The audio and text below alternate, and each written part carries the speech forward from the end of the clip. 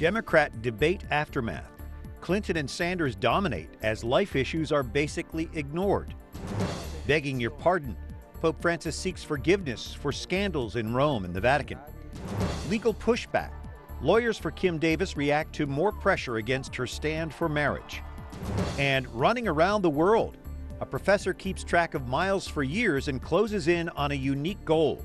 Those stories and more on EWTN News Nightly for Wednesday, October 14th, 2015.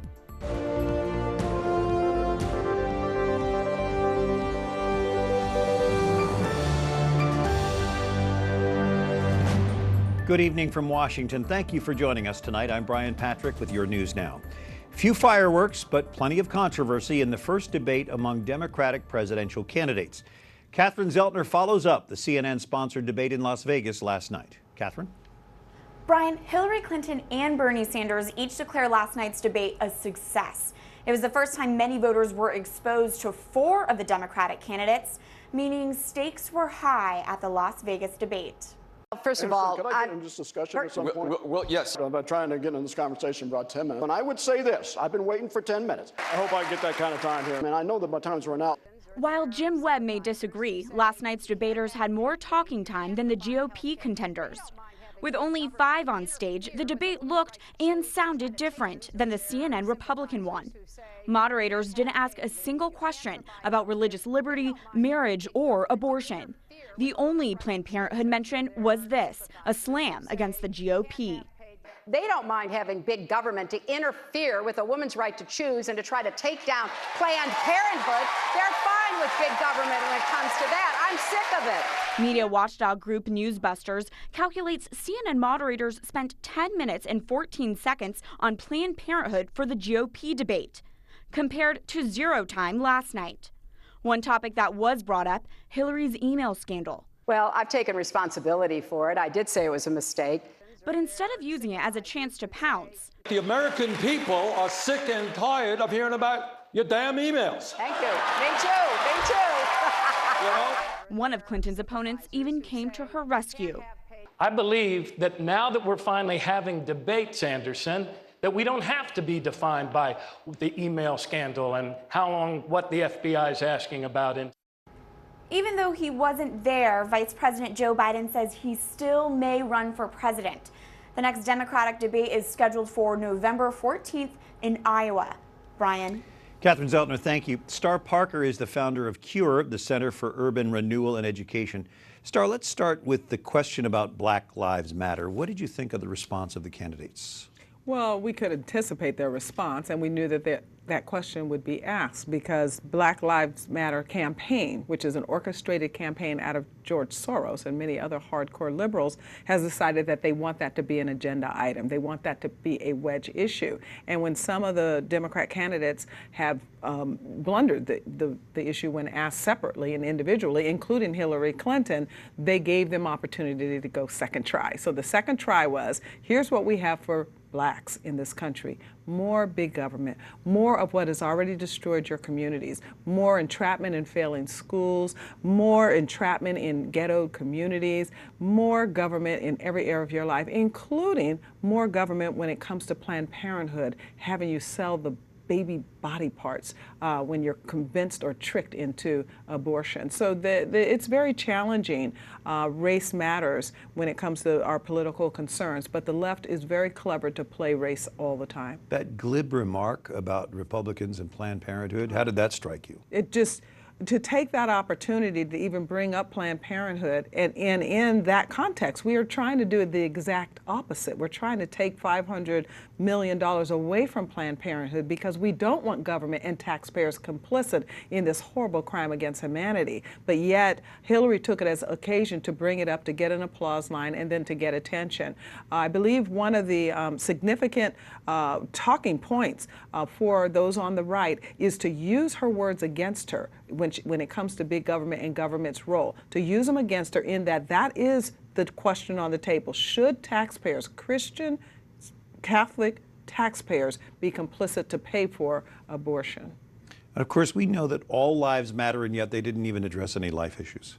Right, exactly. No, because the reason that they said, do Black Lives Matter or do all lives matter? And actually, I had opportunity to do a CNN in response to the debate, and in thinking through, should I approach the Black Lives Matter component or the all lives matter, and thinking through abortion and where all lives do matter, and what they forgot to talk about at all in anywhere in that discussion last night was that life in the womb that we now know is fully formed because Planned Parenthood is looking for specific tissue. They're looking for livers. They're looking for hearts. So, but I did get it a little soundbite in. I keep reminding myself, these guys are in every airport in the country, so I need to make sure that those that are still wrestling through what should we do on this life matter, those that are not as uncomfortable as they should be yet with Planned Parenthood and with abortion, at a certain point in history we had to get to when did people become very uncomfortable with slavery. They still need to hear about what Planned Parenthood is doing. We're glad you stopped in here at EWTN. Thank you, Star Parker. You know I have to come here. You're my friends. Appreciate it. Other stories our EWTN News Nightly team is covering in today's world. Pope Francis asks forgiveness for recent scandals in Rome and the Vatican. In nome della Chiesa, chiedervi perdono. The Pope giving no specifics in his off-the-cuff request for pardon at the start of his general audience today. Our Rome correspondent Alan Holdren joining us from just outside St. Peter's Square. Alan, what did Vatican spokesman Father Federico Lombardi say about the Pope's comments? How did he explain them? Well, Brian, Father Lombardi said that the Pope was asking for forgiveness in general. He didn't refer to anything specific. And there are a few things that come to mind here within the Vatican and in Rome that the Pope could have been speaking about. For example, at the beginning of this month, a Monsignor was fired from the Vatican's doctrine office after coming out as gay and with a partner. Here in Rome as well, we're in the midst of a scandal where the mayor of Rome has resigned amidst financial scandal. The Vatican spokesman, Father Lombardi, was asked specifically about that, and he said that that is a political and not a church issue, but that the Pope would have been concerned for the souls of his diocese, the Diocese of Rome, and speaking to them there in the general audience, may have also asked them for forgiveness. Brian? Very interesting. Alan Holdren in Rome. Thank you, Alan. Thank you, Brian. Another day of clashes between Israeli troops and Palestinian protesters in the West Bank. As Palestinians throw rock at Israeli forces, they respond with tear gas. Israeli police say they foiled a stabbing in Jerusalem, killing the person who tried attacking security forces. This violence comes as Israel deploys hundreds of troops today. U.S. Secretary of State John Kerry plans to travel to the Middle East soon in a bid to ease the soaring Israeli-Palestinian tensions. Meanwhile, mourners hold a funeral procession for a Palestinian killed during clashes with Israeli forces yesterday. The body of the young man is carried through Bethlehem streets to the chants of anti-Israeli slogans. Religious minorities face increasing threats in the Middle East, Africa, and Asia. This according to the State Department's annual report released today. Some say the Obama administration isn't doing enough to address these threats. Jason Calvi has more from the White House tonight. Brian, the new report lists a wave of troubling trends. It talks about the growth of groups like Boko Haram, which has targeted Christians. It says last year they killed more people than they did in the previous 5 years combined. And then, of course, there's ISIS. The Islamic State forces Christians in Iraq to convert, pay a tax, or die. There's been a Christian community there for 1,600 years. Across the Nineveh Plain, church bells have pealed for 1,600 years. Today, they are silent. Secretary of State Kerry and Ambassador Saperstein presented the report today. Our primary goal is to help governments everywhere recognize that their societies will do better with religious liberty than without it. The report investigates religious freedom in almost 200 countries. We've seen the images on the news of people being persecuted for their faith. What good can this report do today? First of all, it lifts up the stories of those who are being persecuted in documented form. But critics say the U.S. isn't doing enough for Christians in the region. The Syriac Catholic Patriarch last week said that Christians in the Middle East feel like the West has abandoned them. How do you respond? I could talk for hours about what is being done, the programmatic work that's being done, the relief and humanitarian work, et cetera. They're in the middle of a horrific war situation. Every day, their lives can be imperiled. There's no magic button that can fix this. But Saperstein says the U.S. is doing its part with defense and intelligence, and he says humanitarian assistance will help Iraqi refugees stay in the Middle East. The report covers other issues like the growth of anti-Semitism in Europe, as well as Pakistan's blasphemy laws. Today, the White House announces they're sending 90 U.S. troops to Cameroon. That's an area where Boko Haram operates. Those troops will be doing air surveillance in the region. Brian? Jason Calvi at the White House. Thank you, Jason. The 2 remaining abortion clinics in Southwest Ohio will remain open for now. A federal judge rules they don't have to close while they fight to keep their state operating licenses. Those clinics are required to have a transfer agreement with a nearby hospital in case of emergencies. They were initially denied permission to operate without that agreement in place. Republican lawmakers respond to Planned Parenthood's statement that it will no longer accept reimbursements for what it calls fetal tissue donations. Utah Representative Jason Chaffetz says the House Oversight Committee, which he chairs, will continue to investigate Planned Parenthood's use of federal tax dollars. Chaffetz says the change is, quote, a good, tangible result of the collective efforts of the House in investigating Planned Parenthood. He goes on to say, this decision does not answer the question as to why a nonprofit, tax-exempt organization reporting approximately $125 million in revenue over expenses annually needs a subsidy. We have Charmaine Yost, president of Americans United for Life, with us. So is this policy shift on the part of Planned Parenthood an admission of guilt? I would call it semantics over substance. It's classic Planned Parenthood, where they just decide to come up with new categories and new names and new ways of describing something. The truth of the matter is there are so many more issues involved that the videos describe and reveal that Planned Parenthood still has a long way to go before they're out of the woods on this issue. We've just learned that those unedited videos are now going to be viewed in Congress. Both Democrats and Republicans can look at them. Planned Parenthood is warning that they're probably doctored as well. Will anybody believe that? Do you know, for them, it's just attack, attack, attack, because they don't have any better answer. I think the American people need to pay attention to the fact that Planned Parenthood has yet to address the substance of what's revealed in the videos. They continue to claim that they're doctored, while all along the entire videos have been available online. The ones that weren't available were not available because it was the National Abortion Federation that had gone to court to keep them from being out in the public. So it's always been on them as to whether or not everything was out in the public. So the investigations will continue in Congress. I've heard some Democrats say, you're wasting our time. This is all a big waste of time. How would you respond to them? Do you know, when there's undercover videos that reveal problems that are the Democrats' pet issues, suddenly they have the time and suddenly they're interested in undercover videos. It's only because it's about Planned Parenthood that they're claiming that it's a waste of time. It really goes to the fact that they have nothing better to say, and they don't want to address the substance of what the American people are horrified by, of what they see on the videos. We continue to challenge them to watch the videos. They can't claim it's a waste of time if they haven't taken the time to watch the videos. Charmaine Yost, president of Americans United for Life. Thanks for being with us. Thank you. Coming up, more legal pressure on Kentucky clerk Kim Davis for standing strong on Christian beliefs about marriage. And the indigenous people of Mexico finally hear Mass in their own language at the Basilica of Guadalupe.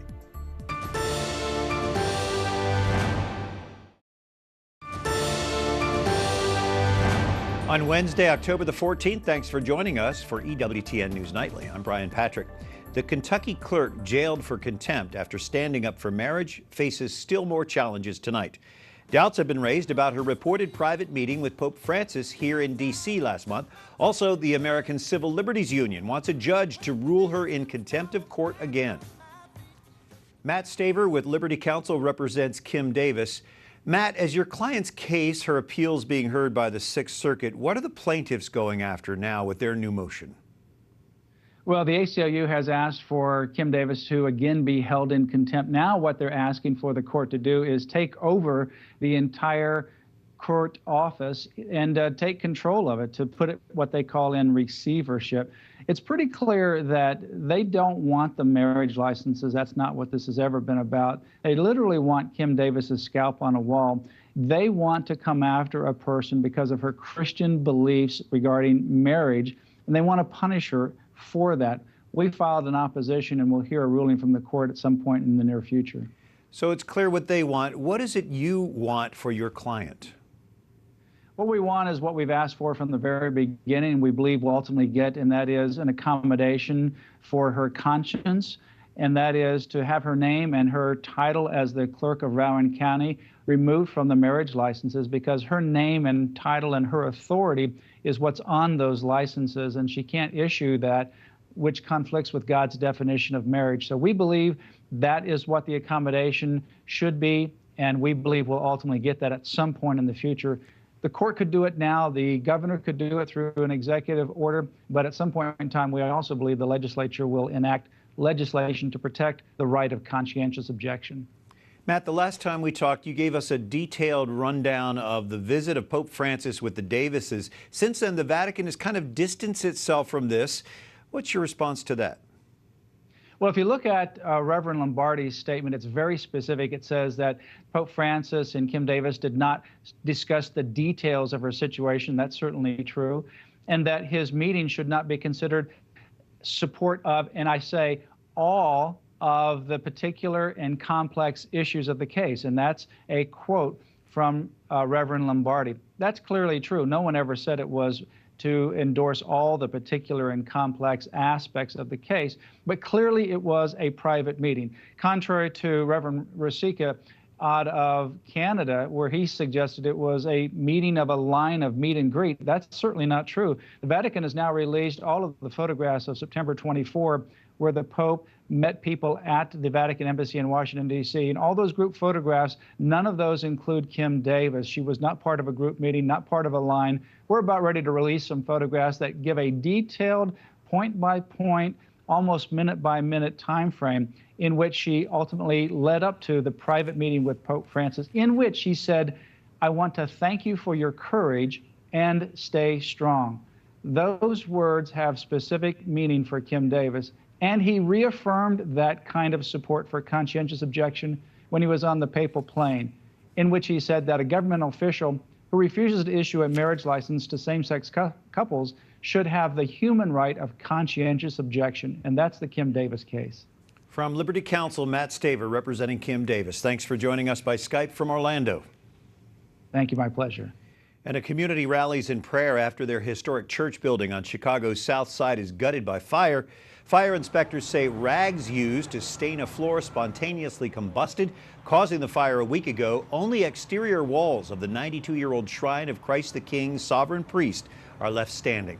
Sunday's prayer rally brought together about 150 parishioners and community members praying the rosary for the intention of reviving that community and that particular parish.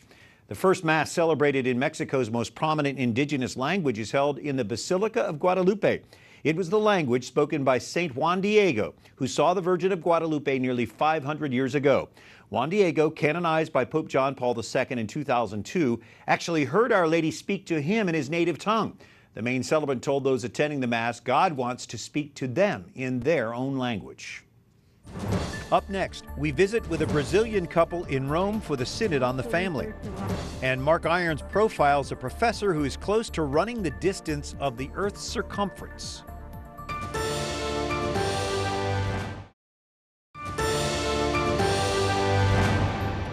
Woe to you, Pharisees! You pay tithes of mint and of rue and of every garden herb, but you pay no attention to judgment and to the love for God. From today's Gospel reading, the 11th chapter of St. Luke. Thanks for joining us. I'm Brian Patrick. Ketty and Pedro de Rezende, a Brazilian couple serving as auditors at the Synod on the Family in Rome. What do you as a couple feel that you can bring to this important work of the Church?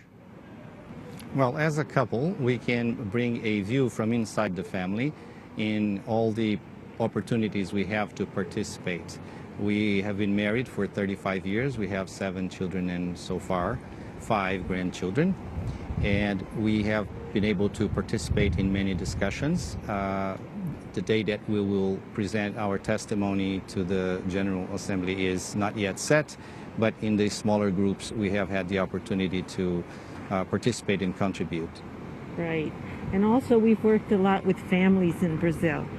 and actually all over the world. We've been traveling quite a bit, and you know, I think what we try to transmit to families is that they have to witness within their own families to start with. So husband and wife have to be very much in love. The children need to see this love. That's how they're going to believe in marriage. And a lot of joy in the family. Virtues are passed on very naturally. And also all the religious aspects, you know, they're all passed on naturally. We pray together. But virtues and the Christian values have to be together. Or else, you know, they don't believe in it. Well, we can certainly see that joy in you two as a couple. I wonder, you're participating in these small group sessions, I understand, in the English-speaking session. Do you feel your voices are being heard? Oh, absolutely. We have just as much opportunity as anyone else. We have a number of cardinals in our group, many bishops, some specialists, and there are two couples, ourselves and one other couple from Middle East, from Iraq, in fact. And everyone is welcome to put their positions and opinions and to discuss the issues, ask questions, have clarifications, and in other words, contributions in every sense. So you're confident that something good will come out of the Synod on the Family? Oh, definitely, definitely, yes. I mean, you can feel it in the small groups. All the bishops are so concerned about, you know, getting exactly the right Christian message out.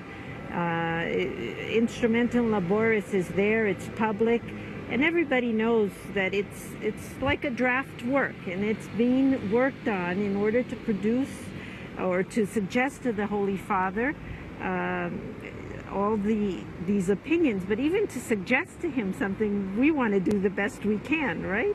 Yes. So that's what the bishops are doing, and you can feel their concern. So it's wonderful. Ketty and Pedro Di Resendi, thank you for joining us from Rome tonight. A very inspiring couple. I'm sure they're making a difference at the Synod. A professor who's passionate about helping students proves to be a prime example of perseverance.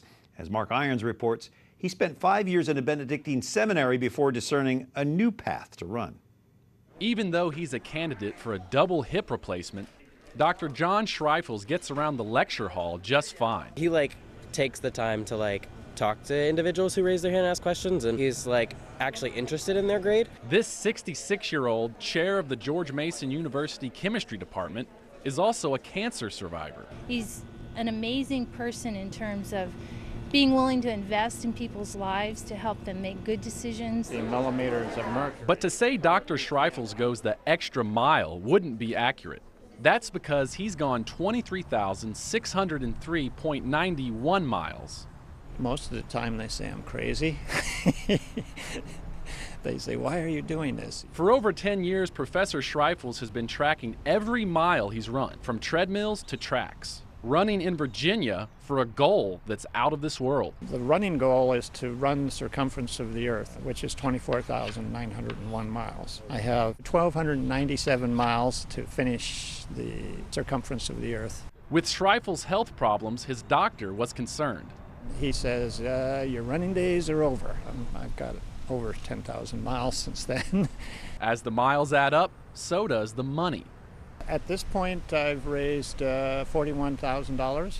He hopes to raise $50,000, turning his global trek into an opportunity to fundraise for scholarships for chemistry students. I think it's just awesome. That's how much he loves people learning about chemistry. Over the years, Dr. Schreifels has slowed down, but he hasn't stopped. If you don't have goals, you don't get anything done. Baby steps, one step at a time, no matter what you do. Mark Irons, Ewtn News Nightly. Thanks, Mark. It looks like a pretty good pace to me. Chilean miners trapped underground for more than 2 months 5 years ago get a special welcome from Pope Francis. Gracias por tener esperanza en Dios. The Holy Father thanking them for holding on to hope in God. He says the miners can teach us a lot about the virtue of hope. One of the miners says their rescue was against all odds. Y el Papa, yo pienso que se dio cuenta de eso, que solamente con fe y esperanza, como le puso él. The miner saying the Pope realizes it's only with faith and hope that one survives such a dangerous situation. Thanks for joining us tonight. Until tomorrow, for the EWTN News Nightly team, I'm Brian Patrick, and we say goodnight with some moments from today's general audience in St. Peter's Square.